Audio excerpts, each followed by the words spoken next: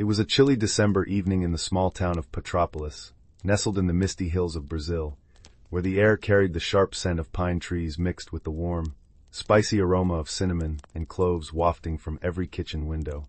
The temperature had dropped just enough to make your breath visible in soft puffs, a rare coolness that reminded everyone of the magic of Christmas Eve, even in a place where snow was only a dream from storybooks. The streets were alive with the distant hum of carols sung in Portuguese, voices blending with the gentle rustle of palm fronds swaying in the breeze, and the occasional crackle of fireworks testing the night sky. Inside our modest home, the wooden floors creaked underfoot, worn smooth by years of family gatherings, and the flickering light from strings of colorful bulbs cast dancing shadows on the walls, painting everything in hues of red, green, and gold that felt like a warm embrace. Our family had gathered as we always did, the air thick with the sizzle of rabanadas frying in hot oil, their sugary coating caramelizing to a golden crisp that filled the room with a sweetness so inviting it made your mouth water just inhaling it. The oven hummed softly, baking a tender pernil that released waves of savory garlic and herb scents, mingling with the earthy aroma of farofa toasting nearby. Laughter echoed from the living room, where my grandmother, Vovó Maria, sat in her rocking chair, her hands rough from decades of work but gentle as she knitted a small scarf, the soft click-clack of her needles a rhythmic comfort. The fabric felt soft and woolly under her fingers, a labor of love for her youngest great-grandchild. My grandfather, Vovô João, puffed on his pipe, the tobacco smoke curling lazily upward with a woody, nostalgic smell that took me back to childhood evenings spent listening to his tales. The children, my nieces and nephews, scurried about, their bare feet pattering against the cool tiles, faces flushed with excitement and the warmth from the fireplace where logs popped and crackled, sending sparks flying like tiny stars. Little Anna, with her curly hair bouncing, clutched a handmade ornament, its glassy surface smooth and cold in her small hands, reflecting the twinkling lights as she hung it on the tree. The pine needles prickled slightly against her skin, releasing a fresh, resinous fragrance that screamed Christmas. Her brother, Pedro, chased after our dog, Bolinia, a scruffy mutt with fur as soft as velvet and eyes that sparkled with mischief, his tail thumping against the floor in joyful thuds that vibrated through the room. Bolinia had been part of our family for 8 years now, ever since we found him as a puppy wandering the rainy streets during a summer storm. His coat, a mix of brown and white patches, felt warm and slightly damp from the evening mist that had seeped in when the door opened. He had a way of nuzzling into your lap, his wet nose cold against your thigh, bringing a surge of affection that melted away any worries. Tonight, he seemed especially attuned to the festive energy, his ears perking up at every burst of laughter or clink of glasses filled with chilled guarana soda, its fizzy bubbles tickling the nose with a sweet, fruity tang. My mother, with her apron dusted in flour, moved through the kitchen like a conductor, her hands sticky from kneading dough for pão de queijo, the cheese melting into gooey pockets that promised a salty, chewy delight. "Children, come help set the table," she called, her voice warm and melodic, carrying that gentle lilt common in our region, where words flowed like a soothing river. The tablecloth, starched and crisp, felt smooth under my palms as I spread it out, and the silverware clinked softly, a metallic chime that added to the symphony of preparation. Father stood by the window, peering out into the darkening night, where the first stars twinkled faintly against the velvet sky, and the distant hills were silhouetted in a soft purple haze. The cool glass fogged under his breath, and he wiped it away with a calloused hand, the scent of his aftershave, a mix of citrus and sandalwood, lingering in the air. "It's going to be a beautiful night," he said, his tone deep and reassuring, evoking memories of past Christmases when we'd all bundle up and walk to midnight mass, the cobblestone paths slick underfoot from evening dew, the church bells tolling with a resonant dong that vibrated in your chest. As the evening deepened, the family settled around the living room, the sofa cushions sinking comfortably under our weight, their fabric worn but cozy, like an old friend's hug. We shared stories, the air growing thicker with emotion, tears of joy glistening in eyes as we recalled loved ones no longer with us, their absence a bittersweet ache in our hearts. Bolinia lay at our feet, his breathing steady and warm against my ankle, a constant presence that grounded us in the moment. The scent of fresh coffee brewing in the percolator added a rich, bitter undertone, steam rising in lazy swirls that warmed the face when you leaned close. Suddenly, a gust of wind rattled the windows, bringing with it the fresh, ozone-tinged smell of an approaching rain. The temperature dropped a notch, making the room's warmth even more inviting, and the lights flickered briefly, casting elongated shadows that danced like playful spirits. "Looks like a storm's brewing," Vovo Joao murmured, his pipe smoke puffing out in thoughtful clouds.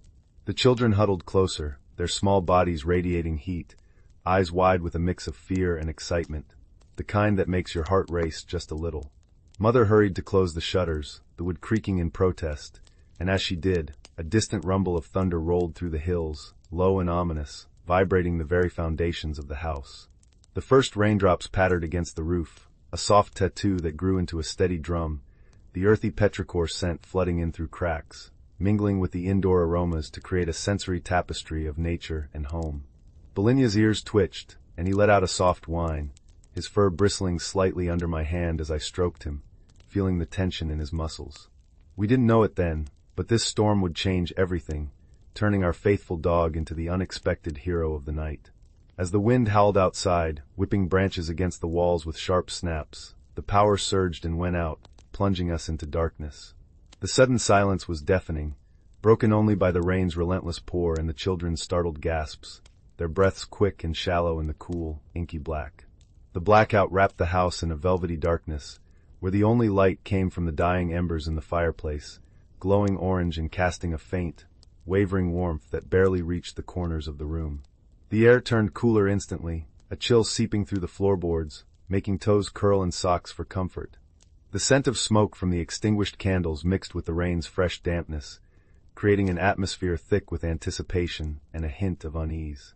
Belinya stood up abruptly, his claws clicking on the wood, and he paced near the door, his nose sniffing the air intently, ears alert to every creak and groan of the house settling under the storm's assault.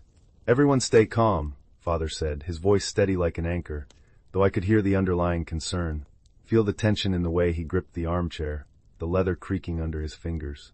He fumbled for matches in his pocket, the scratch of the striker against the box echoing sharply, and soon a small flame flickered to life, illuminating faces etched with surprise, wide eyes reflecting the light, cheeks flushed from the sudden shift. The match's sulphurous smell burned briefly in the nostrils before the candle wick caught, its wax melting slowly, dripping warm drops that solidified on the holder. Vovo Maria reached out, her hand trembling slightly from age, but her touch was firm on Anna's shoulder, the child's skin soft and warm under her palm. "It's just a little adventure, my dears," she whispered, her breath carrying the faint mint of her tea, her words wrapping around us like a comforting shawl. Pedro clung to Belinya, burying his face in the dog's fur, which smelled of earth and home, the animal's heartbeat steady and reassuring against his ear.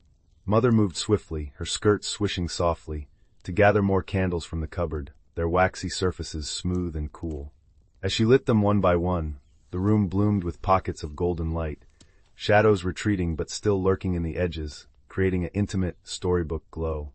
The rain pounded harder now, a relentless roar on the tin roof, water cascading down the gutters in gushing streams that splashed against the ground outside with wet slaps. Thunder boomed again, closer this time, a deep bass that rattled the windows and made hearts skip, the vibration traveling up through the floor into our bodies. In the midst of this, we heard a faint cry from outside, not the wind, but something human desperate. Belinya's head snapped up, a low growl rumbling in his throat. Vibrations felt through his chest as he pressed against the door, scratching lightly with his paws, the wood splintering faintly under his nails. "What was that?"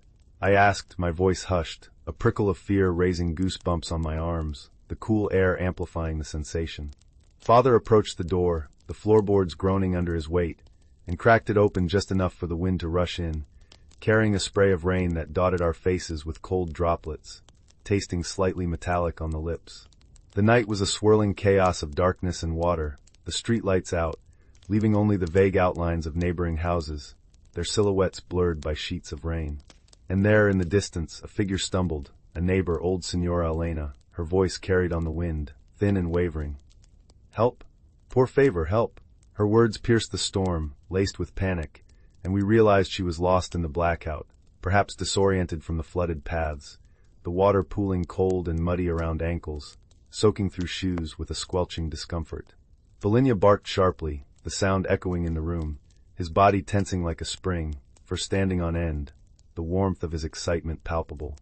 "We have to help her," Mother urged, her hands clasping together, knuckles white, the worry etching lines on her forehead that I could feel in the tightness of her embrace when she hugged the children close. The scent of her perfume, lavender and vanilla, offered a fleeting comfort amid the turmoil. Father nodded, grabbing a lantern from the shelf, its metal handle cold and slick, and lit it with a steady hand, the flame dancing wildly before settling.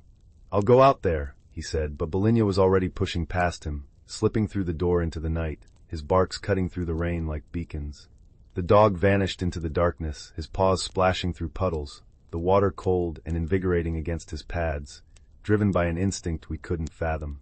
We called after him, our voices swallowed by the storm, hearts pounding with a mix of fear and hope, the rain drenching our clothes as we stepped onto the porch, the wooden planks slick and treacherous underfoot. Minutes stretched like hours, the cold seeping into bones, making joints ache, while the family huddled together, sharing body heat, breaths mingling in visible clouds. The wind whipped hair across faces, stinging eyes with salt from tears and rain. Then, from the gloom, Bolinia's bark returned, triumphant in guiding, leading Signora Elena toward us, her arm draped over his back, his fur soaked but warm, a lifeline in the chaos. She stumbled in, dripping water that pooled on the floor, cold and muddy, her clothes clinging heavily, the scent of wet earth and exhaustion heavy around her. "That dog, he found me," she gasped, her voice hoarse, collapsing into a chair where the cushions enveloped her like a hug, tears streaming hot down chilled cheeks. As we wrapped her in blankets, soft and woolen, the fibers scratching comfortingly against skin, and offered hot chocolate, its steam rising with a rich, velvety aroma that warmed from the inside out, the power flickered back on. Lights buzzed to life, banishing shadows, and the room filled with relieved sighs, the air electric with gratitude. Bolinia shook himself dry, water droplets flying in arcs that sparkled in the light, landing cool on our legs and curled up by the fire, his tail thumping contentedly, the hero of the hour without knowing it. The storm eased, rain softening to a gentle patter, and Christmas Eve resumed, hearts fuller, the night etched in memory with scents, sounds, and emotions that bound us tighter. But the adventure was far from over. Little did we know, Bolinia's heroism had only just begun. With the power restored, the house hummed back to life, the refrigerator kicking on with a low buzz, and the Christmas lights twinkling steadily once more, their warm glow reflecting off the rain-slicked windows like stars trapped in glass. The air inside grew cozy again, the chill retreating as the heater whirred softly, circulating heat that thawed numb fingers and toes. Signora Elena sipped her hot chocolate slowly, the mug warm in her hands, steam curling up to moisten her face, carrying the sweet, creamy scent that mingled with the lingering petrichor from outside. Her gratitude shone in her eyes, wet with emotion as she stroked Bolinia's head, his fur still damp but soft, the dog's eyes half closed in contentment, a soft sigh escaping his muzzle. "Thank you, all of you," she said, her voice gaining strength, laced with the warm accent of our town, words rolling off her tongue like a familiar melody. "And especially this brave boy. I was out checking on my chickens when the lights went out, and the path flooded so fast. The water was up to my knees, cold as ice, pulling at my skirts. I couldn't see a thing, just heard the thunder crashing like the world ending." The children listened rapt, perched on the edge of the sofa, their small hands clasped in laps, feeling the fabric's texture, hearts still racing from the excitement. Anna reached out to touch Bolinia's paw, its pads rough and warm, a silent thank you that made the dog lick her fingers with a wet, affectionate rasp. Pedro's eyes sparkled, the reflection of the fire dancing in them, as he exclaimed, "Bolinia's a superhero, like in the stories Vovo tells." Vovo Joao chuckled, a deep, rumbling sound that vibrated through his chest, puffing his pipe again, the smoke's woody aroma comforting like an old blanket. "Ah, yes, my little ones. Dogs have a way of knowing things we don't. Remember the tale of the loyal hound who saved the village from the flood? Bolinia here might be kin to that legend." Mother bustled about, drying the floor with a towel, its fibers absorbing the puddles with soft swishes, and refilling mugs, the clink of spoons against ceramic adding to the domestic symphony. The scent of the pernil roasting intensified, juices sizzling in the oven, promising a feast that would warm bellies and souls. Father patted Bolinia's back, feeling the muscles ripple under fur, and said, "You're part of the family, old friend. Tonight, you get the first bite of the turkey." As the clock ticked toward midnight, its hands moving with a soft, steady click, the family prepared for the traditional walk to church. The rain had tapered to a drizzle, droplets tapping lightly on leaves outside, the air fresh and cleansed, carrying the faint scent of blooming night flowers. We bundled up in coats, wool scratching at necks, scarves soft around throats, the fabric holding the faint lavender from the drawer. Bolinya trotted along, leash loose in father's hand, the leather smooth and worn, his nose twitching at every new smell, the wet soil, distant barbecues, and the sweet tang of mango trees heavy with fruit. The streets were quiet now, puddles reflecting the moon that peeked through parting clouds, its silvery light cool and ethereal on skin. Neighbors called greetings from porches, voices warm and echoing slightly in the night, lanterns swinging with golden beams that cut through the mist. The church loomed ahead, its bells tolling midnight with resonant peals that vibrated in chests, stirring a profound joy mixed with solemnity. Inside, the air was thick with incense, smoky and resinous, clinging to clothes, while candles flickered in rows, their flames steady, wax dripping slowly with a faint hiss. The choir's voices rose, harmonious and uplifting, notes hanging in the air like invisible threads, pulling at heartstrings.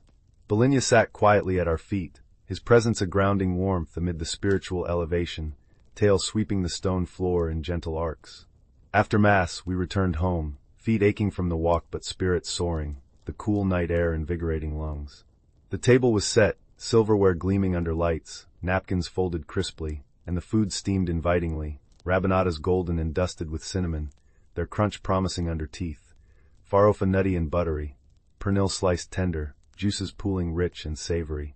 As we ate, laughter filled the room, utensils clinking, mouths savoring each bite, the flavors exploding, salty, sweet, spicy, in waves of delight. Stories flowed, memories resurfacing like bubbles in champagne, the fizzy pop tickling noses. Bolinya lay under the table, his head on Pedro's foot, the weight comforting, occasionally sneaking a treat, his jaws crunching softly. But as the night wore on, a new worry emerged. Little Anna realized her special gift for Vovo, a handmade necklace of beads, each smooth and colorful, strung with love, had gone missing during the chaos of the storm. Tears welled hot in her eyes, spilling down cheeks, the salt bitter on lips. I left it on the windowsill, and now it's gone, she sobbed, voice breaking, the ache in her chest palpable to all. The family searched, hands rummaging through drawers with wooden scrapes, under cushions with soft thumps, the air tense with concern. Outside, the wind had picked up again, whispering through trees, and Bolinya perked up once more, whining softly, his nose to the ground, sniffing intently, paws patting across the floor. He bolted to the door again, barking insistently, the sound urgent and piercing, urging us to follow. Father opened it, the night air rushing in cool and damp, and Bolinya dashed out, leading us into the garden where mud squelched under boots, cold and sticky. There, under a bush, tangled in leaves wet with dew, was the necklace, beads glistening in the moonlight. Anna scooped it up, the strings smooth in her fingers, relief flooding her like warm sunlight, hugging Bolinya fiercely, his fur absorbing her tears. "You're the best dog ever," she whispered, emotion choking her words. That Christmas Eve, Bolinya wasn't just a pet. He was our guardian, his actions weaving deeper bonds, the night alive with magic felt in every touch, smell, and heartfelt moment. Dawn crept in slowly, the sky lightening to a soft pink hue that filtered through curtains, casting a gentle warmth on sleeping faces.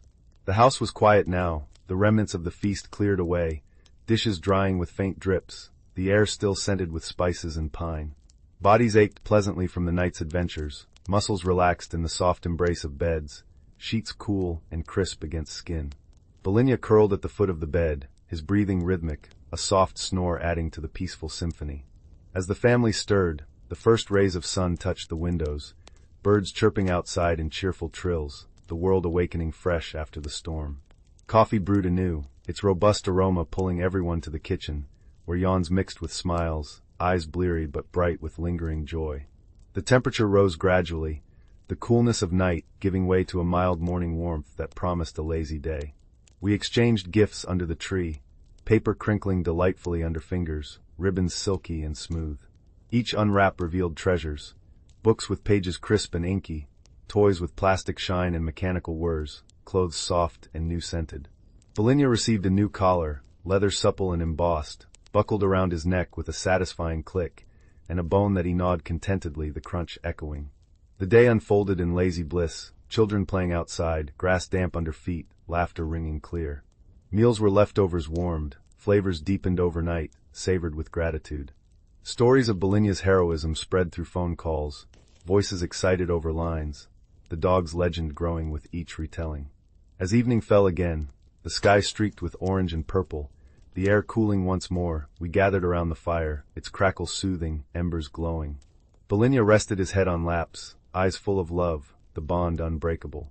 That Christmas, etched in senses and souls, reminded us of miracles in fur and loyalty, a tale to cherish forever.